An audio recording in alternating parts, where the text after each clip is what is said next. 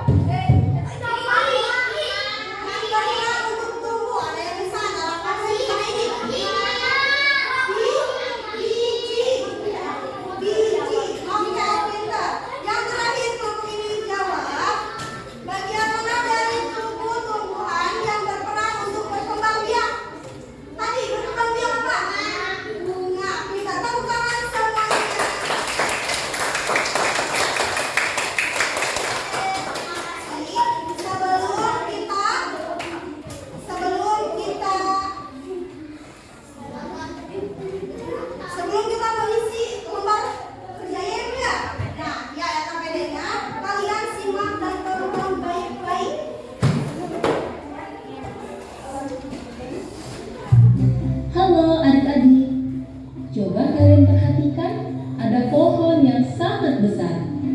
Pohon tersebut memiliki bunga dan juga ada buahnya yang sepertinya sangat lezat untuk dimakan.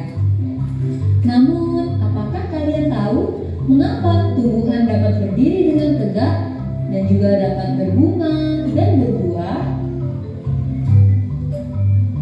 Ibaratnya, tumbuhan itu seperti manusia yang memiliki tangan dan kaki. Setiap anggota tubuhnya memiliki peran masing-masing yang bertujuan untuk memenuhi kebutuhan untuk bertahan hidup. Nah, untuk mengetahui bagian-bagian tumbuhan beserta fungsinya, yuk kita simak video pembelajaran berikut ini. Hei, lihatlah, hujan datang dengan derasnya. Namun pohon itu tetap berdiri dengan tegak. Meskipun tumbuhan terkena hempasan angin, hujan, bahkan terkadang hewan ataupun kita, manusia, memanjat pohon tersebut, namun pohon tersebut tetap berdiri dengan tegak. Tumbuhan dapat berdiri dengan tegak karena memiliki akar. Akar berfungsi sebagai penyokong dan dapat membuat tumbuhan tersebut berdiri dengan kokoh. Selain itu, akar juga berfungsi untuk menyerap air dan mineral dari dalam tanah. Akar ini terbagi menjadi dua jenis, yakni akar tunggang dan akar serabut. Akar tunggang adalah satu akar utama yang tumbuh lurus jauh ke dalam tanah. Sedangkan akar serabut adalah akar yang muncul dari bagian pangkal batang tumbuhan yang berbentuk serabut serta tidak mengalami pembesaran atau perkembangan. Setelah akar, ada juga bagian lain dari tumbuhan yaitu batang. Apakah kalian tahu fungsi dari batang? Air dan mineral yang diserap oleh akar akan diangkut ke daun melalui batang. Selain itu, batang juga berfungsi sebagai badan pohon untuk menopang pohon agar tetap berdiri dengan tegak. Nah, setelah air dan mineral tadi diserap oleh akar dan diangkut melalui batang, maka sampailah air tersebut pada tujuannya, yaitu daun.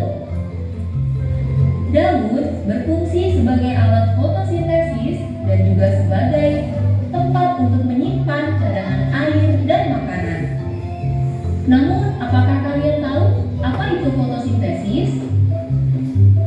Fotosintesis adalah suatu proses pembuatan atau pembentukan makanan yang dilakukan oleh tumbuhan, terutama tumbuhan yang mengandung zat hijau daun, yaitu klorofil dengan bantuan energi cahaya matahari. Hei, coba lihat, pohonnya mulai berbunga. Apakah kalian tahu fungsi bunga pada tumbuhan? Fungsi bunga pada tumbuhan adalah sebagai tempat perkembangbiakan tumbuhan. Bunga yang sudah berkembang biak akan menjadi biji. Nah, biji inilah yang nantinya bisa ditanam kembali untuk menjadi tumbuhan yang baru. Wah, pohonnya sudah mulai berbuah. Nampaknya buahnya juga sangat lezat untuk dimakan. Apakah kalian tahu fungsi dari buah? Buah berfungsi sebagai tempat menyimpan cadangan makanan dan untuk melindungi biji yang ada di dalamnya. Selain itu, buah juga dapat dimakan